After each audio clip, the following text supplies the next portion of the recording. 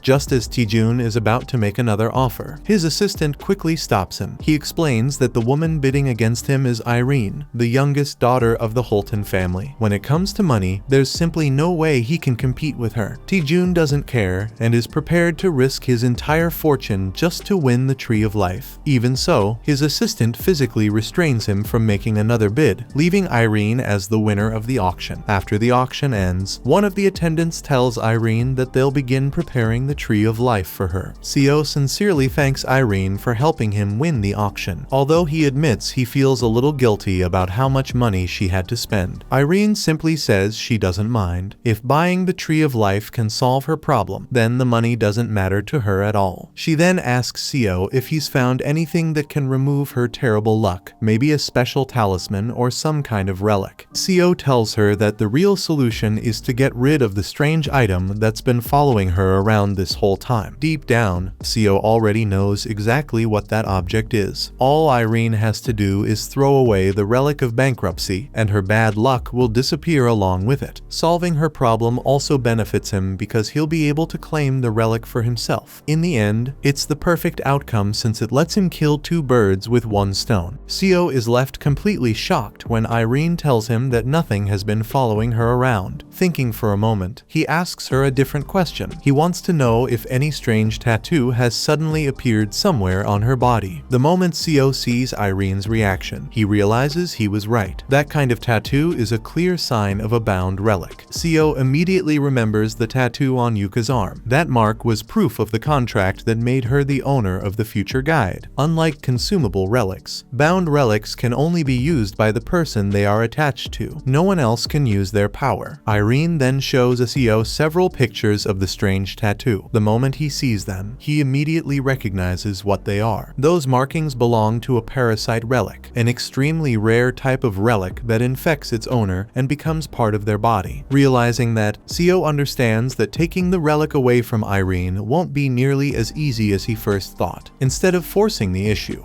Co tells Irene they should take their time and search for another solution. He gives her his phone number and promises that he isn't going to disappear or abandon her halfway through. Irene is relieved to hear that and happily accepts. Deep down, however, Co has a completely different reason for staying close to her. If he can't steal the relic's power for himself, then the next best option is to keep the relic and its owner as close to him as possible. Putting that matter aside, one of the attendants arrives carrying the tree of life, along with all of the other items that were included in the winning bid. The attendant asks if Co would like some help carrying everything outside, but Co politely refuses and confidently says he already has someone to help him. Co calls Arai over, expecting him to answer immediately, but after calling several times, nobody responds. At that moment, Co already knows exactly what's happening. The scene then shifts to Arai and his group as they run through the streets carrying several duffel bags stuffed with Co's money. Their plan is simple. They're going to leave town before Co realizes what happened because they believe he'll never be able to track them down afterward. Just as they think they've escaped, a silver axe suddenly comes flying straight toward Arai's face. It misses him by only a few inches before burying itself nearby. Arai freezes in shock as Co calmly steps out of the shadows and demands to know how they dared to steal his money. Arai can't understand how Co managed to find them so quickly. Co casually explains that the silver axe itself led him straight to their location. Now that he's found them, he promises to make every one of them pay for betraying him. Co then pulls out a strange pumice stone and activates its power. The relic instantly summons a gigantic stone pillar behind him. He explains that it's an ancient relic famous for countering enemy attacks, and he just won it during today's auction. Since he only got it a short while ago, this is the perfect chance to test out what it can really do. According to Co, the relic doesn't just reflect attacks. It can also detect a person's future actions and punish them before they even carry them out. The moment he activates its ability, Arai and every member of his crew suddenly find heavy cuffs wrapped tightly around their wrists. These are the cuffs of betrayal. After a few seconds, the cuffs mysteriously disappear, leaving Arai and the others completely confused. Co then explains that they're now bound by Hammurabi's code. As long as they remain loyal, nothing at all will happen to them. But the moment they even think about betraying him again, their bodies will immediately be torn to pieces. Hearing that, Arai and his two lackeys quickly apologize and promise it won't happen again. Co then takes them to his house and tells them that their job is to pick the fruit from the tree of life. Without wasting any time, the three of them get to work. At first, the relic complains, but after a while she starts enjoying it because their hands are so gentle. Co is surprised by this and figures they must have a very high affinity with the relic. He remembers trying to bind the Tree of Life himself the previous night, but he completely failed. Just then, Seo gets a call from a familiar number. It turns out to be Taejun. Taejun gets straight to the point and says he wants to talk about the Tree of Life that Seo now has, but Seo immediately shuts him down, saying he has nothing to discuss, before hanging up. The call leaves Taejun slightly annoyed. His assistant then walks over and tells him not to worry. He says that if Taejun gives him access to the company's relics, he'll be able to take the Tree of Life back without much trouble. Later that night, Seo sits alone at a bar and thinks back to a few days earlier when the Silver Axe gave him a warning. That warning meant Taejun had started tracking him, but so far Seo hasn't seen any sign of him. A moment later, Taejun's assistant, Takuya, walks into the bar. Seeing him, Seo realizes they must really be looking down on him if they only sent Takuya. Takuya calls out to Seo, but Seo completely ignores him. After Takuya keeps calling his name for a while, Seo suddenly turns around and drives his elbow into Takuya's stomach, knocking him to the ground. The attack makes Takuya furious. Seo's system immediately tells him that Takuya has completely lost his composure, causing his dominance to weaken. This was exactly what Seo wanted. He knew Takuya's relic ability depends heavily on staying calm and keeping his dominance. Now that his composure is gone, he temporarily loses the ability to use relics. Seo keeps mocking him, making Takuya even angrier. Unable to control himself, Takuya charges straight at Seo and tries to activate a poison relic. But Seo doesn't even move because nothing happens. The poison never comes out. Seo simply grabs Takuya by the head and slams his face into the counter, reminding him that once his dominance is weakened, he can't use relics anymore. Takuya turns around to look at Seo and is completely shocked that he knows so much about relics. Without saying another word, Seo picks up the relic and easily tames it using his overwhelming dominance. Once the relic submits to him, Seo pours its powder onto Takuya's back. This relic is actually a grade-bound relic that was originally created among slaves in Africa. Anyone who touches the powder or even breathes it in will temporarily lose their mind and become a zombie with no will of their own. As expected, that's exactly what happens to Takuya, seeing him reduced to a mindless zombie. Seo figures this should be enough to slow Taejun's plans down for at least a little while. The next day, Takuya is locked inside a detention room at Taejun headquarters. Even after an entire day has passed, he's still wandering around like a brainless zombie. Several agents ask Taejun what they should do with Takuya, but Taejun couldn't care less about his condition. He tells them to forget about Takuya and focus on recovering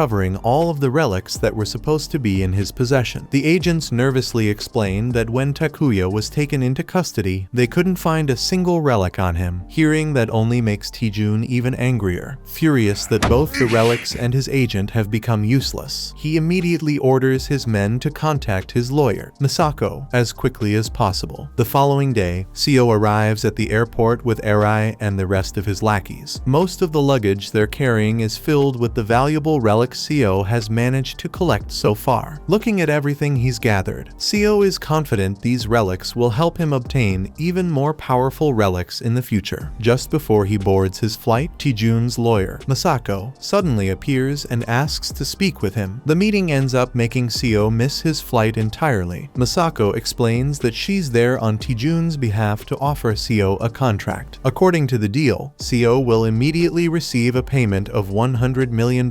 After that, he'll continue receiving a generous monthly salary, and Taejun promises that nobody will interfere with his personal life. All Seo has to do in return is become one of Taejun's subordinates and work for his organization. Seo doesn't even think about the offer before rejecting it. He bluntly calls it nothing more than a slave's contract. Misako still tries to persuade him, warning him that making an enemy out of Taejun is a terrible idea because he's one of the most powerful men around. Instead of answering with words, Seo pulls out the zombie powder relic and tells Misako that she's the one who should be worried. Misako remains remains completely calm because she believes Seo is only bluffing. After all, she doesn't think he'd dare use such a dangerous relic in the middle of a crowded airport. The very next second, Seo proves her wrong. The moment he moves, Masako instantly slides backward and fires a powerful water cannon straight at him. Seo quickly activates Hammurabi's stone and blocks the attack with ease. The relic immediately reflects the water cannon back at Masako, sending the attack right back at its owner and knocking her onto the ground. Everyone nearby is amazed by the fight unfolding in front of them. The battle looks so incredible that people immediately pull out their phones and begin recording everything they see. As Masako struggles to get back on her feet, Seo calmly walks over to her and prepares to pour the zombie powder onto her. Not long afterward, airport security receives several reports about a naked woman causing trouble and harassing people inside the terminal. From those reports alone, it's obvious that Seo ended up using the relic on her. After claiming Masako's relic for himself, the mysterious crow suddenly speaks to Seo and warns him that danger is rapidly approaching. Instead of listening, Seo starts punching the air in frustration because he has no intention of taking orders from the same crow that sent him back in time without giving him any explanation. Just then, Taejun himself walks into the room. The moment Arai sees him, he becomes nervous and quietly asks Seo if they're really going to be okay. Taejun casually introduces himself to Arai, but before Arai even has a chance to respond, Taejun activates one of his relics. A streak of purple lightning instantly strikes Arai and all of his lackeys at the same time. The moment Seo sees the look on Taejun's face, he immediately realizes that the situation has just become far more dangerous than before. That was episode 5. Subscribe to not miss the next part and watch the next video on screen.